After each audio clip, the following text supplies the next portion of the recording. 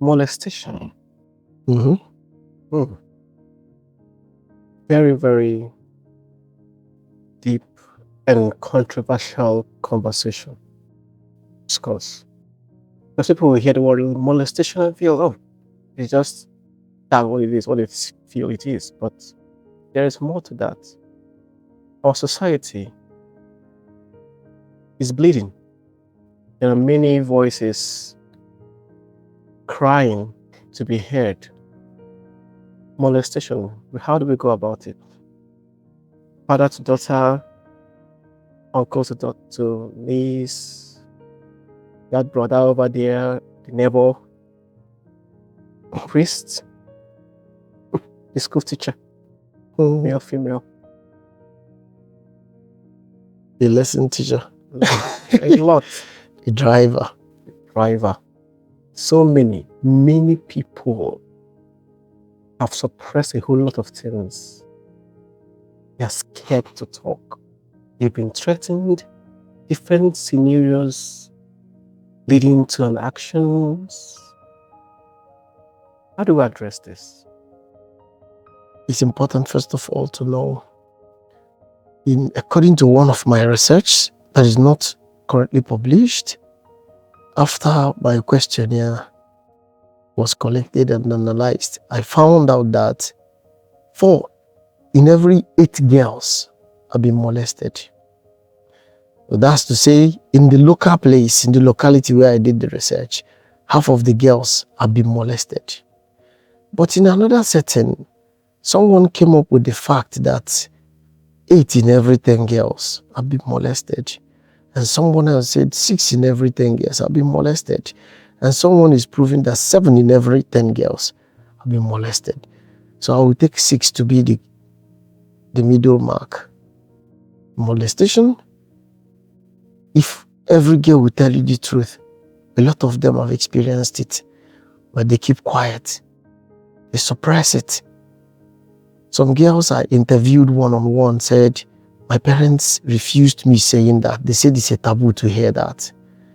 They said I should stop talking against my uncle. That is not true. One of the girls said, my mom never believed, so I kept quiet. And my kid brother was watching my uncle and I every night. And I will cry every time. My kid brother will always drop a note. Sister, this thing you're doing with uncle, is it fine? I will drop a note. Uncle, this thing you're doing to my sister, is it fine? Well, sometimes, how do we even address it? Our problem is that we are always treating symptoms, not the disease. I found out in a research that 70% of the pedophiles are men above 40. So I tried to find out what's the psychological cause of this. And one of the investigations I did, obviously with many people, I discovered that above 40, the sex urge increases, becomes a demand, not just a sometime thing, it's a timely thing.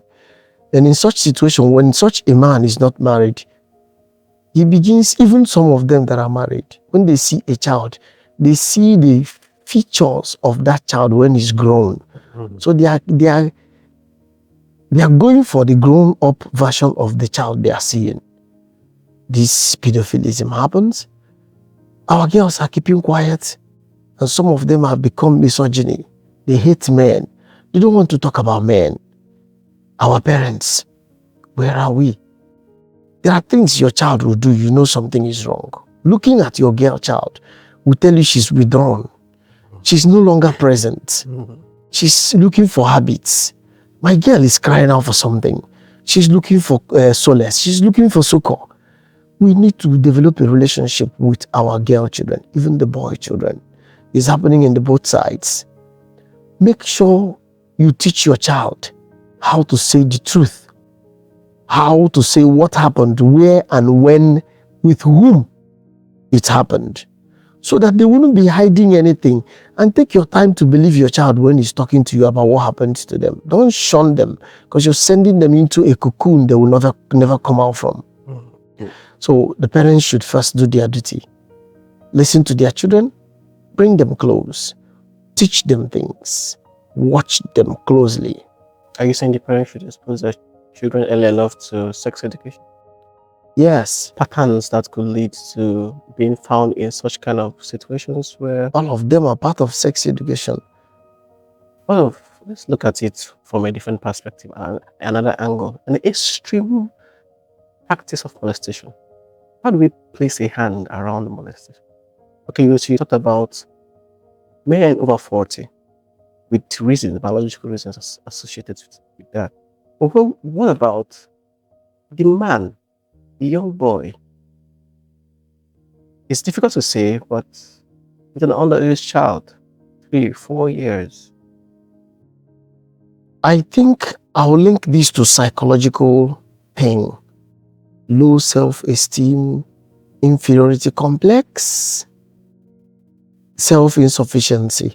When a young boy sees himself, I'm not up to all the boys who will talk to someone, I can't talk to anybody, nobody will accept me. Most of them result to picking on a child who can't defend himself. I have seen such cases 1 or 2 times where I had some psychological intervention done. So the truth is, molestation is eating deep into the society. And a part of it is caused by our parents as well. You allow your girl child to wear seriously exposing clothes. At that tender age, it might not mean anything, but they grow up with it. You remember? Train up a child the way he should grow. So when he's grown, he will not depart from being half nude, then exposing themselves to danger. Our parents should also be blamed that they don't monitor the fashion of our children. And our parents should be also blamed that they don't do a display, observe, and replace system of parenting, where you display what you want your child to look like and observe the child, whether he's going there or not, and replay it. If parents wear tight and crop top to go out, their children will learn that. That's display, observe. And when they continue, the children continue. That's replay. It becomes a habit, and to the child, there's nothing wrong there. The one that threatens my ear mostly is a father and child. Very, very. I'm sorry to say, in my own dictionary, this man should be burnt alive. If it is jungle justice, I'm not regretting that. Because there's a super link between you and your child that is more bloody than sexual tension. How well your child tends you sexually. Sometimes people will say it is a demon. Let's come out from this demon thing. We are giving so much reasons with demons. A lot of us have unbalanced psyche. We came out from homes that are abusive. And people who come out from such homes tend to go the same way. So, in this first side, the parents should play majority of the role. There's something I want to ask. Where do we draw the line when it comes to molestation? Self-control. And there has been social factors. It has drawn millions of traffic, people with different opinion as to there is no excuse to why a man should molest a girl, giving reasons to the way she dressed. What do you have to say about it?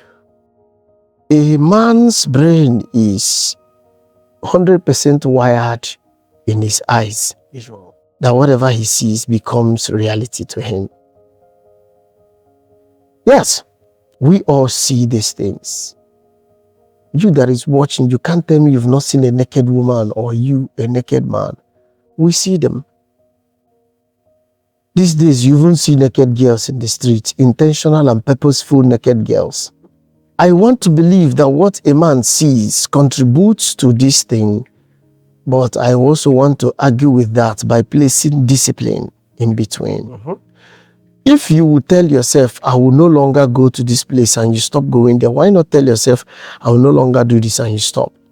Sometimes this thing is fueled by the music we listen to, the movies we watch, the things we read, and the pictures we watch, and the places we go. So everybody should draw a line to the things he will do. there are things I will not do.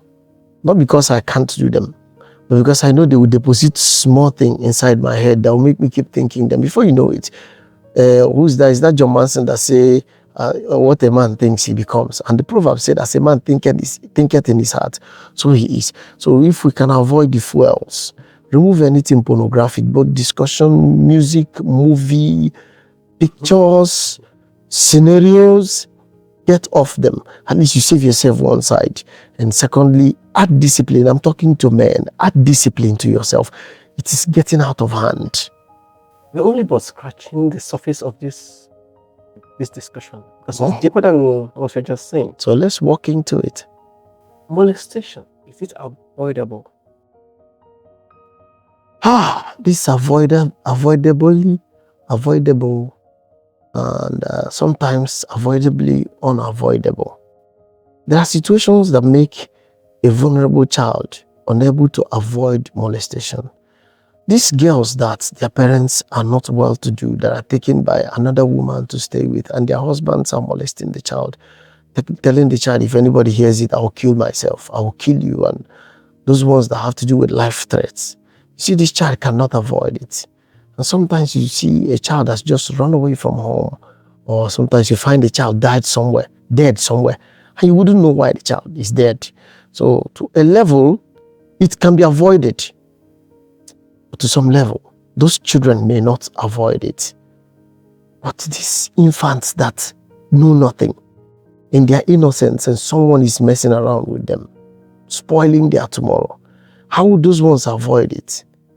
Helpless girls who have no place to go. And someone will say, why not run away? If you know what it is to run away, and if you know what happens when you run away. So these ones cannot avoid it. But the man, you can avoid doing this.